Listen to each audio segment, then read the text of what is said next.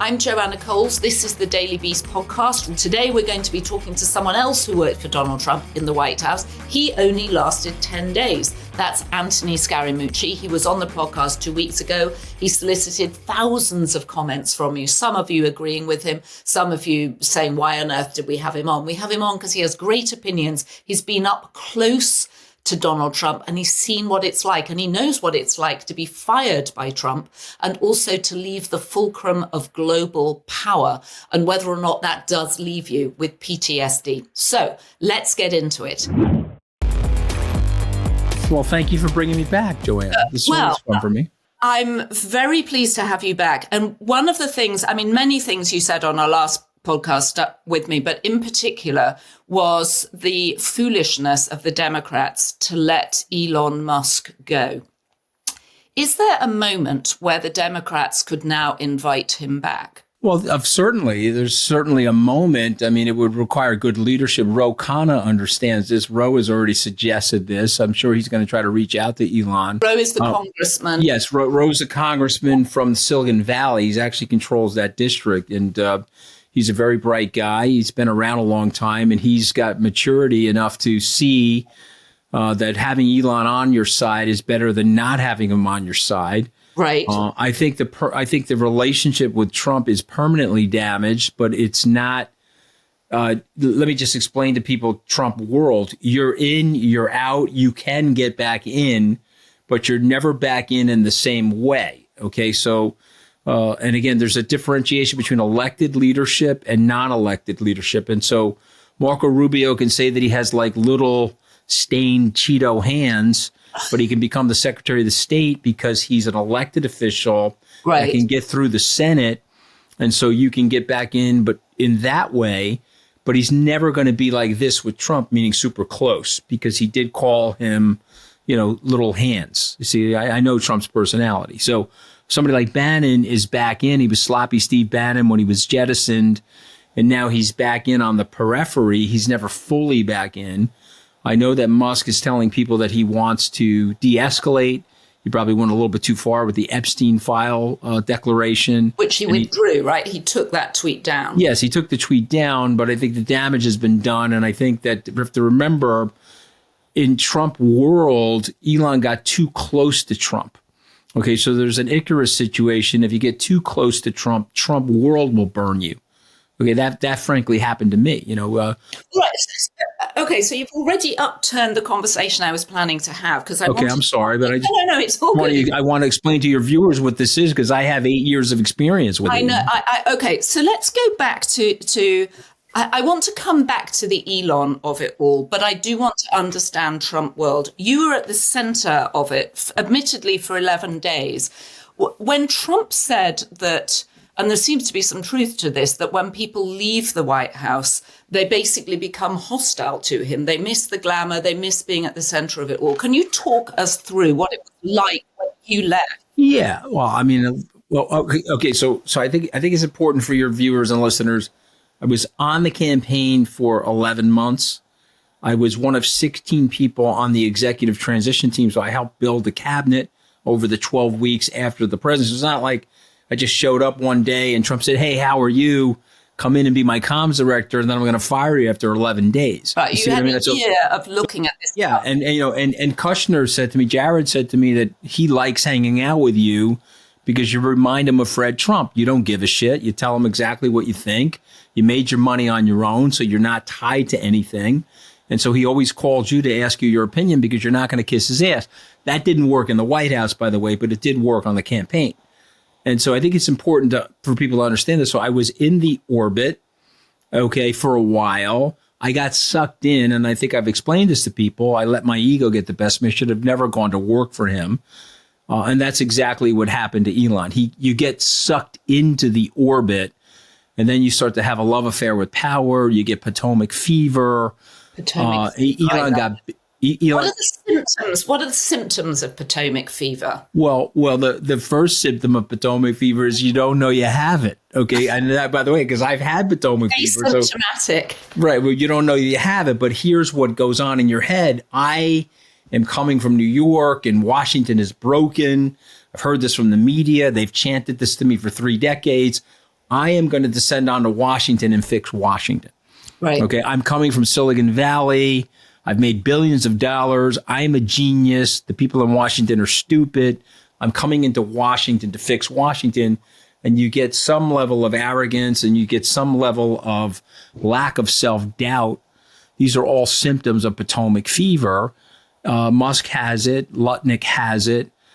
Besant has done better than those two, frankly, if we're just calling balls and strikes. He has less of it. He's more grounded.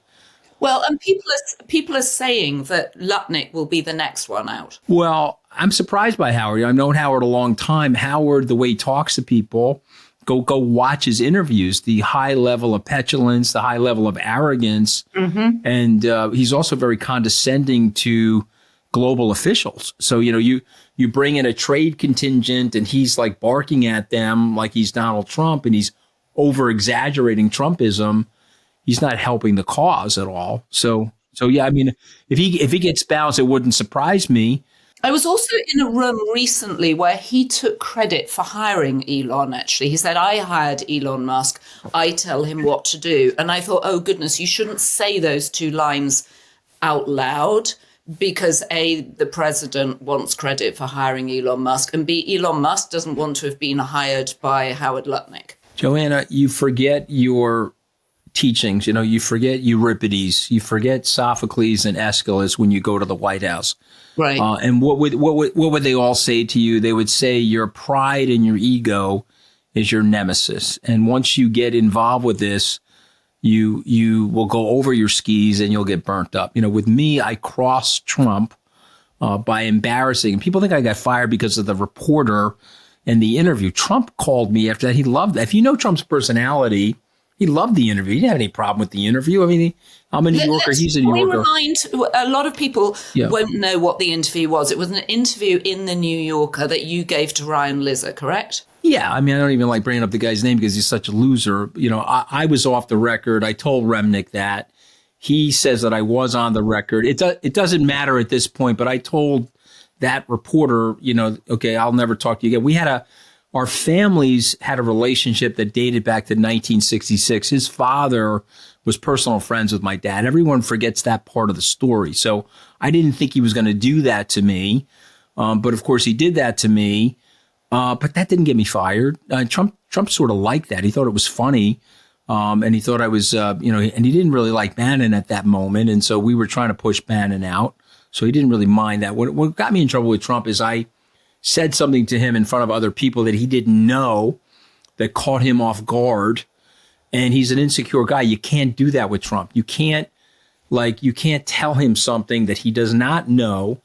And by the way, if you're going to tell him something he doesn't know, you got to do it very privately and you got to do it with stories as opposed to any type of tutoring because he'll flip out on you. He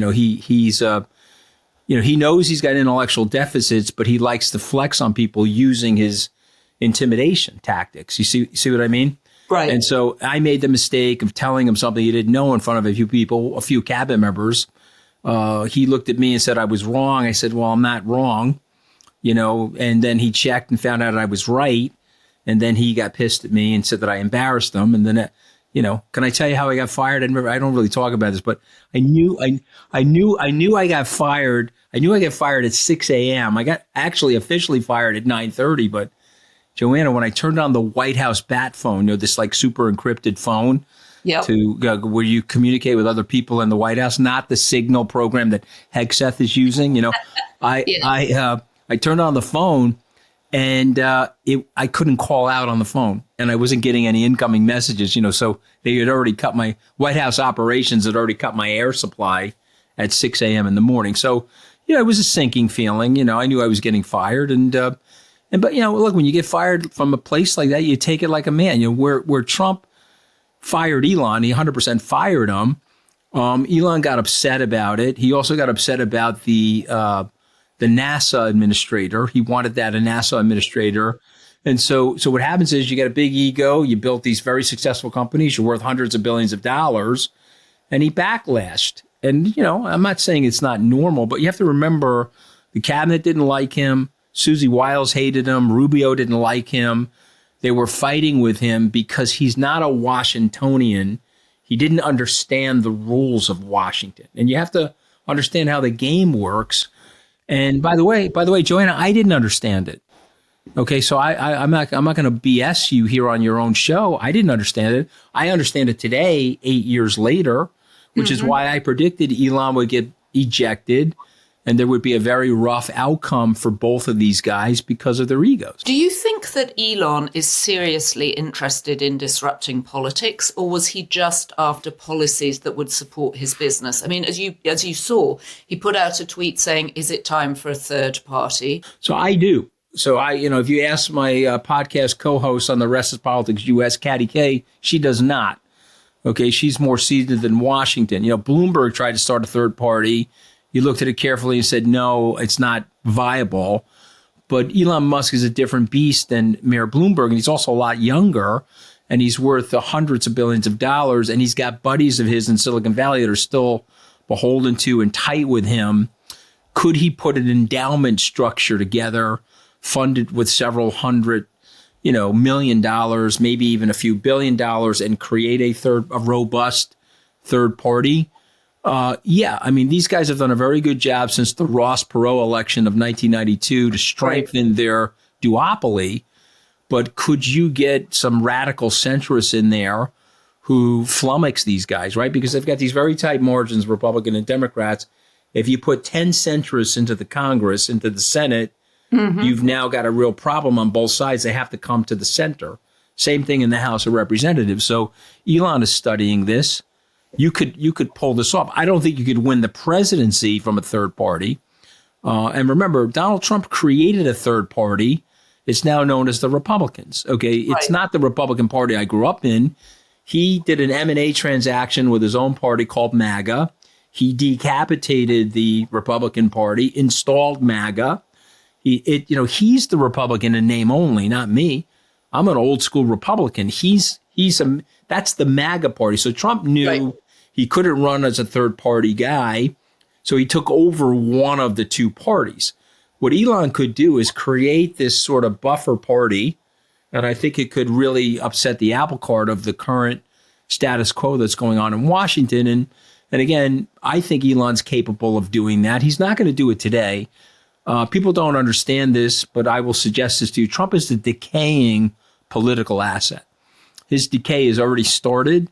It will ramp up and accelerate into the midterms. It will be a lame duck presidency after the midterms. Well, and we also saw him falling up the steps of Air Force One yesterday, which felt like a metaphor for, very much to your point, he is a decaying asset. Yeah, I mean, you just have to understand, he's not going to be able to run again. The system in America has blocked a lot of the things that Doge was trying to do. And remember, the system is not just the courts, Joanna, it's the people. Right? So the people went and protested Tesla. The Tesla board member said, Elon, get back to work, cut it out, knock it off. The system in this case, for somebody like Donald Trump, is the people. They're jumping the shark right now, which is an American expression that they don't understand the plot. Yes, the Americans are for securing the border. The Americans are for limiting the illegal immigration.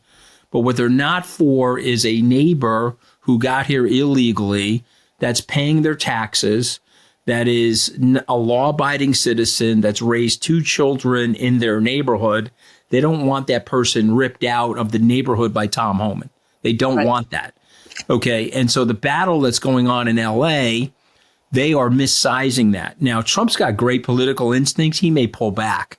Okay. He said yesterday that it's not an insurrection. He won't invoke the insurrection law because he's smarter than people will give him credit for. He's looking at the situation. He's like, wait a minute, I'm giving an advantage here to Gavin.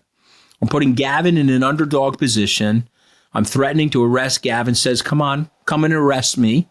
And I'm putting him in an underdog position. And California, all things start in California and they travel the world. McDonald's started in California. Okay. Fad started in California. The Beach Boys. Okay. And Reagan started, the movement of conservatism started in California. Trump could start something in California if he's not careful. And that is a centrist rebellion against MAGA policies. Well, I was going to ask you, so I'm hearing two things from friends in Silicon Valley, that Elon Musk wants Trump impeached and he wants J.D. Vance in the role. If you were taking it one step further with what you've just said, Trump is actually trying to set things up for a Democratic win if he makes a martyr of Gavin Newsom, that he's setting Gavin up to be a leader to undermine the Republicans that would follow him. Yeah, he doesn't want to. Trust me, he does not want to do that. He sees Gavin as a arch nemesis. Gavin is the American Trudeau to somebody like Donald Trump. He does not want to set Gavin up for a victory. And I think he's going to be more cautious as he watches this thing unfold in California. I think Gavin has surprised him with his mettle. Gavin's tougher than people think.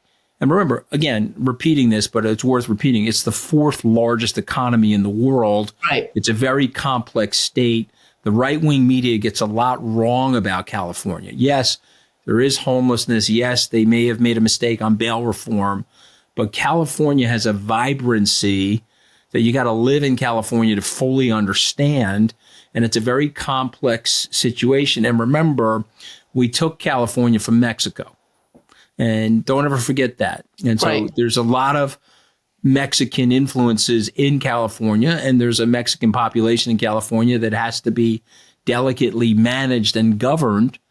And so people forget the complexity of all that. They just like the right-wing jingoism that there's homelessness and it's burning and all this other nonsense. But it's also a state that's given us tech too. I mean, the power, the fulcrum of tech in Silicon Valley is world changing. Well, Reagan deserves credit for that, because remember, in the mid '60s, Reagan passed tax legislation in the state that favored the creation of venture capital and favored the creation of early stage tech investments. It formed around Stanford, and ultimately it became Silicon Valley. But to really understand the evolution of Silicon Valley, it was actually a right-leaning idea. Okay, this is the irony of the whole thing. There are good ideas on the right and there are good ideas on the left. Rather than going after each other, why don't we stop with the left and the right and focus on right or wrong? So Reagan had the right idea. He formed Silicon Valley. It led to a huge boon in California and the rest of the world. Well, one of the godfathers of Silicon Valley too came out this weekend, Mike Moritz, and said that those who, and he obviously ran Sequoia for a long time, early investor in Google, a veteran of Silicon Valley, wrote a piece in the FT saying that those from the tech industry who'd gone to work for Donald Trump in the White House should now pull out. They should come back. So you've got David Sachs, you've got Sriram Krishnan, you've got various people there trying to work on the future of AI. And he's saying, no, you should leave it alone now. Leave politics alone. Come and do what you do best. What do you think of that? Well, they won't do that, but they should do that. He's right, but they won't do that because they don't want to admit defeat, and they also don't want to, they think that they're going to do some good things while they're there. I mean, that's always the intention. Speaking about those two guys, you probably noticed this. There's a very famous podcast called the All In podcast. Yep. They canceled their episode this week, so their parents have just gotten a divorce. Okay, Elon Musk and Donald Trump. This has become a MAGA tech festival. This All In podcast. But the two parents have gotten divorced. It's like Disney's Parent Trap. Okay, the kids don't know where to go, so they canceled the podcast. They can't, right? They're trying. Yeah, so they what are they going to do? They're going to go on the podcast and shit on Elon Musk? They're not doing that because they love him, and they can't shit on Trump because they've gone full MAGA. So what are they going to do? But you see, here's the thing. Okay, Musk knows the malevolence of Donald Trump, and whatever you think of Musk and whatever the criticisms are of Musk, I have a soft spot for him. Because, he came into the world fairly damaged. He's pretty open about the abuse that he faced in South Africa, the bullying, his father, all the different things. He's manifested in his life a huge success, and not just for himself, but he has dented the world. He's met eco-friendly cars, one of the largest car producers now. Yep, Tesla. He's shooting rockets into space, which are helping us in telecommunications, helping us, the American military, other great things. And so you can shit all over Musk because he sided with Donald Trump, or you can look at him objectively. He sided with Donald Trump because he got kicked out of the Democratic Party. A UAW president called Joe Biden and said he can't come to the EV summit.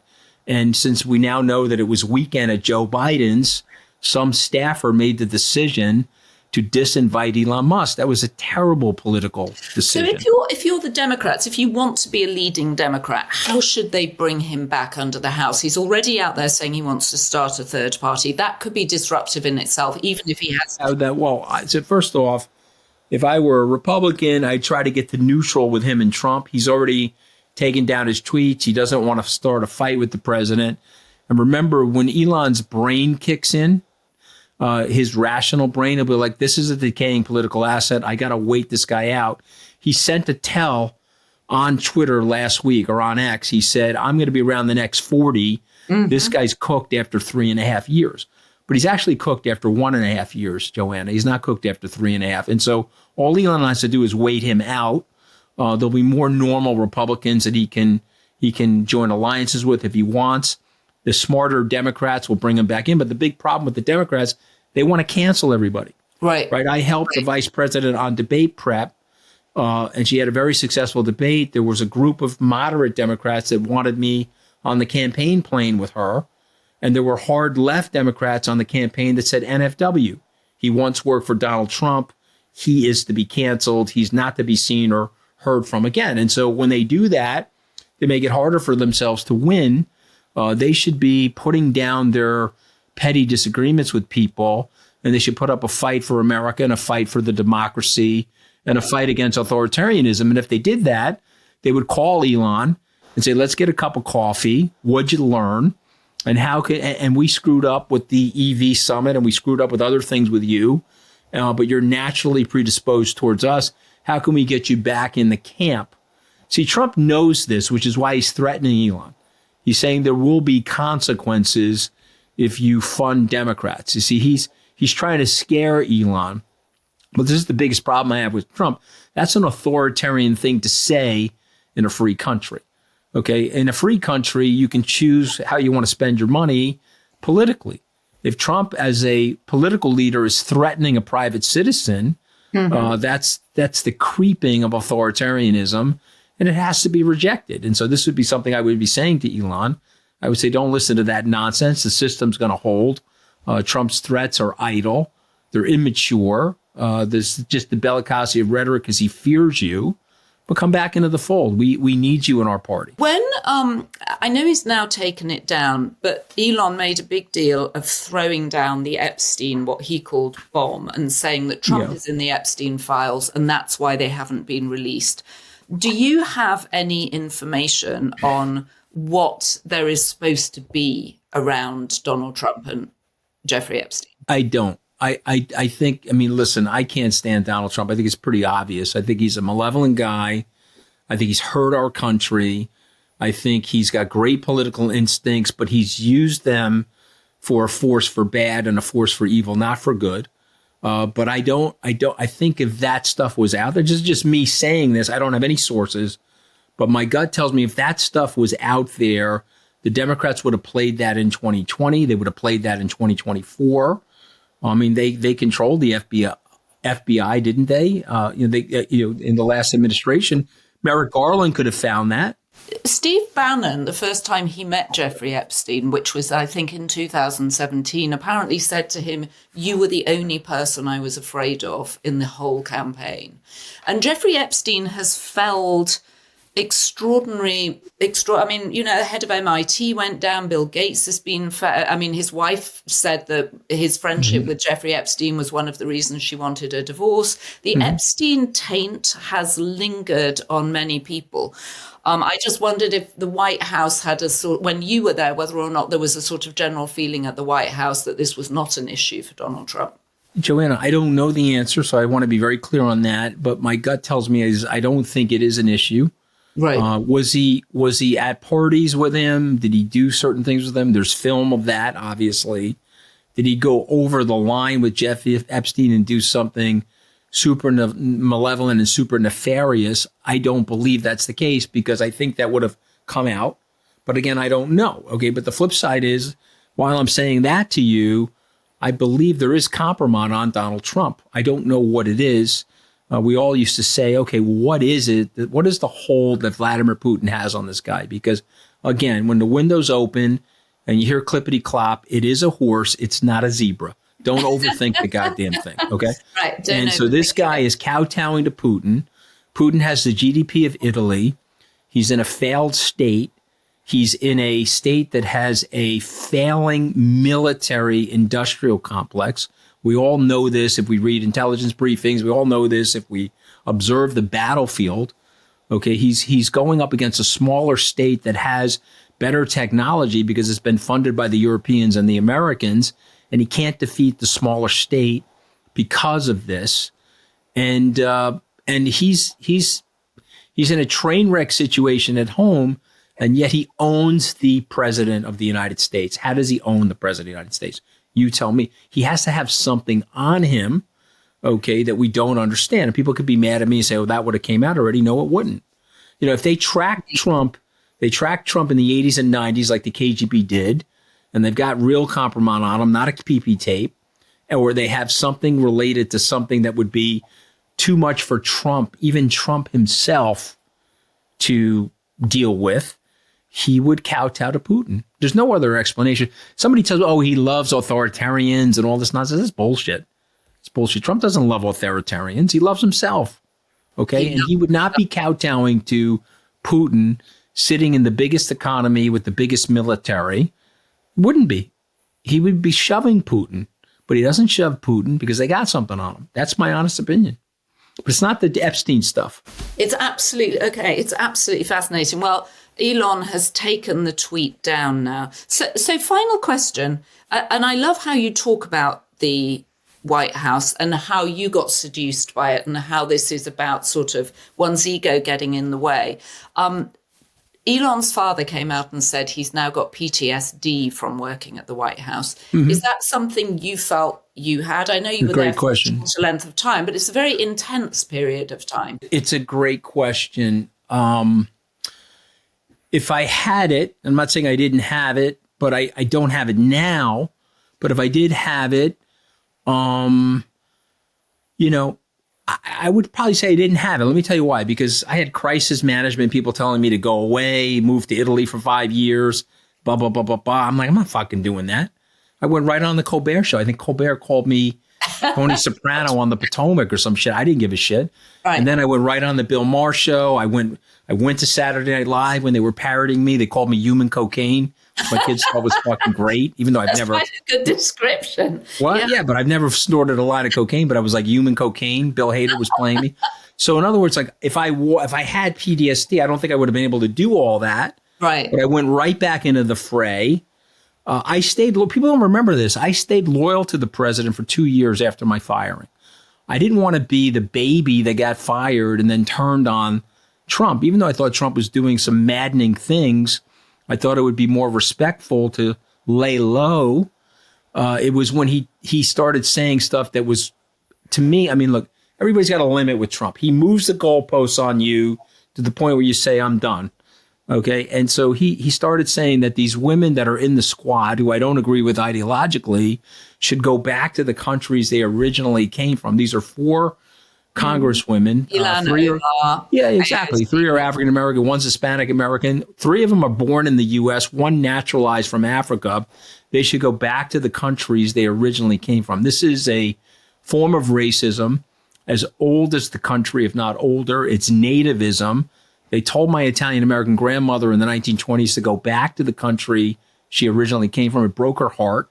She sent 2 of her sons to war, one of which ended up on Normandy Beach on the 6th of June in 1944. Mm-hmm. And my grandmother loved this country. My grandmother saw this country, even though she started here as a maid turning beds for people, she saw this country as an opportunity for her grandchildren, people like me, and she had an undying, unconditional love affair for the country. Don't tell her to go back to where she originally came from. So that triggered me.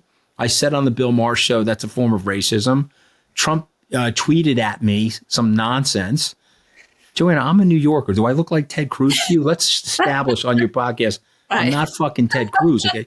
Once he tweeted at me, I think I said he was like the fattest president since William Howard Taft, because I know he hates being so fat. And then the fight started, I mean, and by the way, these people work for us in this country. Right. Well, we've forgotten that. Well, I share your grandmother's passion for America. I also became nationalized. I think it's a great country. But the system will expiate Trump. But the question is, what do we do in the aftermath? How do we handle the populism in the country? How do we reconnect the establishment to the people I grew up with, where the people I grew up with can trust them again? My father trusted, he may not have voted for Johnson or Kennedy, but he trusted that they were trying to do the right thing. Right. You see, and even Nixon with all of his flaws, when they told him he had to step down, he abided to the Constitution. I mean, this is a different group of people today. And Trump is exposed. This is like if Huey Long and Charles Lindbergh had a baby and they named the baby Donald Trump and then they let Roy Cohn raise the baby. That's the shit we're dealing with. Raised by wolves. Right. That's the shit that we're dealing with today. All right. Well, Anthony, I want you to come back on the podcast in a couple of weeks and let's speculate about what will happen. I'm happy to do that with you, but I see the Musk thing with Trump de-escalating. Trump didn't go hard at him on Twitter or Truth Social.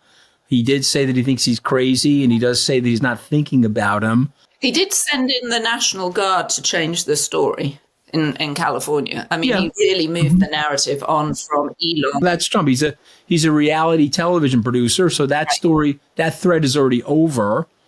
Trump did say something that I want to react to, if you don't mind, before we leave. Yeah, go ahead. Because he had me laughing the other day. I was listening to him on the radio here in New York. He said, I don't know what it is. People, they leave and they go crazy on me. Did you ever think it was you? I mean, he doesn't think it's him. Okay, this is the funny thing about him. And I'm laughing about this because I didn't actually go crazy on him until 2 years later. Musk went crazy on him ASAP. And I would just say this to people thinking, Trump's trying to say it's the intoxication of being in the power and being in the office and things like that. But it's not that. It's Trump's narcissism. Okay, so what Trump does to you, if you've ever been in a relationship with a narcissist, they love bomb the shit out of you. You think you are the guy or the girl, and you think that this is undying, unconditional love. And then they pulled the plug like a cold-hearted bastard, like you never existed before. See, that's Trump's MO. Mm-hmm. And you either see it and you laugh about it or you don't. The day I got fired at 2 p.m. At 4 p.m., Trump put out a tweet and said, this was a great day at the White House. Okay, I fucking laughed. I said, that is Donald Trump. Okay, you could play golf with Donald Trump for 40 years. You have a heart attack at the halfway house. He's like, who the hell was that Joanna person? And who's finishing the round with me? Right. Like, that's Donald Trump. You have to understand that about Trump. Okay. And that would also include family members, by the way. Everybody is an object in his field of vision. They're not people with personalities that deserve empathy. And I think the sooner you understand that, and that would be my message to Musk, if you're bummed out about what happened, forget it, move on, go back and build rockets. Great. Anthony, always good to have you on. You're one of the few people that's managed to stay stable after working closely with Donald Trump, and I commend you. I'm going to tell my wife, do you think I'm stable, Joanna? Okay, I'm going to play. That's going to be my ringtone. When my phone goes off, it's going to say you've managed to stay stable. All right, Anthony, we will see you soon. Thank you very much. All right, good to be with you. All right, and to you. Thank you. Anthony really is one of those few people who's been fired by Trump, attacked by Trump, and yet still has his tongue and his reputation intact. I love hearing from him. And also, it's just valuable to know what it's like to work with Donald Trump and to understand the degree of loyalty and flattery and obsequiousness that he demands. Thank you for watching. If you have been, don't forget to go to the Daily Beast to subscribe so you get constant updates from us on what on earth is going on out there. And don't forget to leave a comment on the podcast too. And please subscribe to the podcast, tell your friends about it, and share it with people you know and people you don't know. Don't forget to be beasts. And this podcast was produced by Devon Rogerino, Anna von Ursen, and it was edited by Jesse Millward.